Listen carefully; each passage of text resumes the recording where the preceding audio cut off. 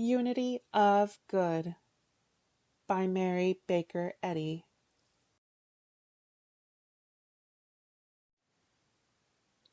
There is no matter.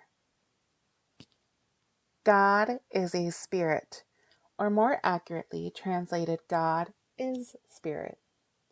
Declares the scripture, John 4:24.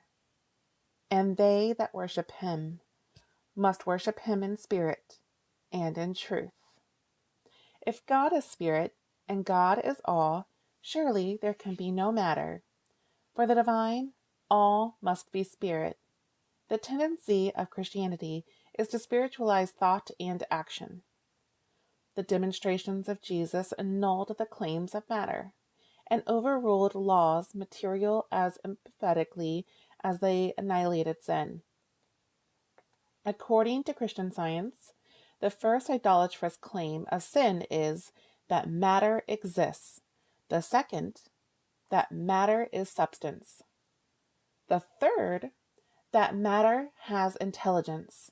And the fourth, that matter, being so endowed, produces life and death. Hence my conscientious position in the denial of matter rests on the fact that matter usurps the authority of God, Spirit, and the nature and character of matter, the antipode of Spirit, include all that denies and defies Spirit in quantity or quality. This subject can be enlarged. It can be shown in detail that evil does not obtain in Spirit, God, and that God, or good, is spirit alone, whereas evil does, according to belief, obtain in matter, and that evil is a false claim, false to God, false to truth and life.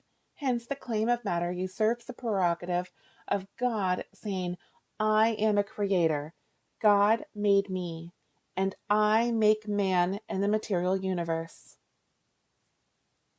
Spirit is the only creator, and man, including the universe, is his spiritual concept. By matter is commonly meant mind, not the highest mind, but a false form of mind. The so-called mind and matter cannot be separated in origin and action. What is this mind? It is not the mind of spirit, for spiritualization of thought destroys all sense of matter as substance, life, or intelligence, and dethrones God in the eternal qualities of his being. This lower, misnamed mind is a false claim, a suppositional mind that I prefer to call mortal mind. True mind is immortal. This mortal mind declares itself material in sin, sickness, and death, virtually saying, I am the opposite of spirit, of holiness, harmony, and life. To this declaration, Christian Science responds, even as did our Master. You were a murderer from the beginning. The truth abode not in you. You are a liar and the father of it. Here it appears that a liar was in the neuter gender, neither masculine nor feminine. Hence it was not man, the image of God, who lied, but the false claim to personality, which I call mortal mind. A claim which Christian Science uncovers in order to demonstrate the falsity of the claim. There are lesser arguments which prove matter to be identical with mortal mind, and this mind a lie. The physical senses, matter really having no sense, give the only pretended testimony there can be as to the existence of a substance called matter. Now these senses, being material, can only testify from their own evidence and concerning themselves, yet we have it on divine authority. If I bear witness of myself, my witness is not true. John 5:31. In other words, Matter testifies of itself. I am matter. But unless matter is mind, it cannot talk or testify. And if it is mind, it is certainly not the mind of Christ, not the mind that is identical with truth. Brain, thus assuming to testify, is only matter within the skull, and it is believed to be mind only through error and delusion. Examine that form of matter called brains, and you find no mind therein.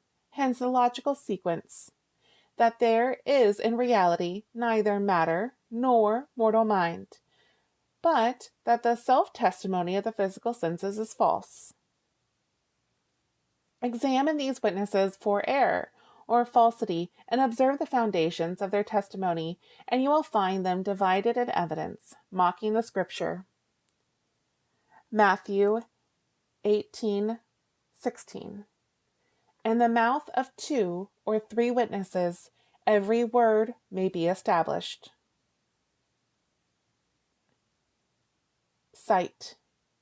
Mortal mind declares that matter sees through the organizations of matter, or that mind sees by means of matter, disorganize the so-called material structure, and then mortal mind says, I cannot see, and declares that matter is the master of mind, and that non-intelligence governs. Mortal mind admits that it sees only material images pictured on the eye's retina. What then is the line of the syllogism?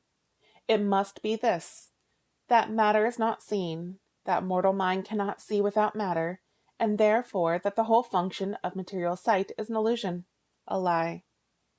Here comes in the summary of the whole matter, wherewith we started, that God is all, and God is spirit.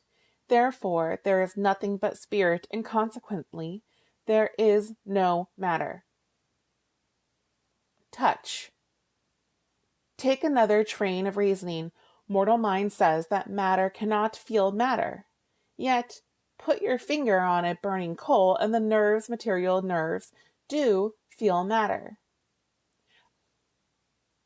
Again, I ask, what evidence does mortal mind afford that matter is substantial, is hot or cold? Take away mortal mind, and matter could not feel what it calls substance. Take away matter, and mortal mind could not cognize its own so-called substance. And this so-called mind would have no identity. Nothing would remain to be seen or felt. What is substance? What is the reality of God and the universe? And mortal mind is the real substance. Spirit, life, truth, and love. Taste. Mortal mind says, I taste, and this is sweet. This is sour. Let mortal mind change and say that sour is sweet, and so it would be. If every mortal mind believes sweet to be sour, it would be so. For the qualities of matter are but qualities of mortal mind. Change the mind, and the quality changes. Destroy the belief, and the quality disappears. The so-called material senses are found, upon examination, to be mortally mental, instead of material. Reduced to its proper denomination, matter is mortal mind. Yet, strictly speaking, there is no mortal mind, for mind is immortal, and is not matter, but spirit. Force. What is gravitation? Mortal mind says gravitation is a material power or force. I ask, which was first, matter or power? That which was first was God, immortal mind, the parent of all. But God is truth, and the force of truth are moral and spiritual, not physical. They are not the merciless forces of matter. What then are the so-called forces of matter? They are the phenomena of mortal mind, and matter and mortal mind are one, and this one is a misstatement of mind, God. A molecule, as matter, is not formed by spirit, for spirit is spiritual consciousness alone. Hence, the spiritual consciousness can form nothing unlike itself. Spirit, in spirit, is the only creator. The material atom is an outlined falsity of consciousness, which can gather additional evidence of consciousness and life, only as it adds lie to lie. This process it names material attraction and endows with the double capacity of creator and creation. From the beginning, this lie was the false witness against the fact that spirit is all, beside which there is no other existence. The use of a lie is not an unwittingly confirmed truth when handled by Christian Science, which reverses the false testimony and gains a knowledge of God from opposite facts or phenomena. This whole subject is met and solved by Christian Science according to Scripture. Thus, we see that spirit is truth, an eternal reality, that matter is the opposite of spirit, referred to in the New Testament as the flesh, at war with spirit. Hence, that matter is erroneous, transitory, unreal. A further proof of this demonstration, according to Christian Science, that by the reduction and the rejection of the claims of matter, instead of acquiescence therein, man is improved physically, mentally, morally, spiritually.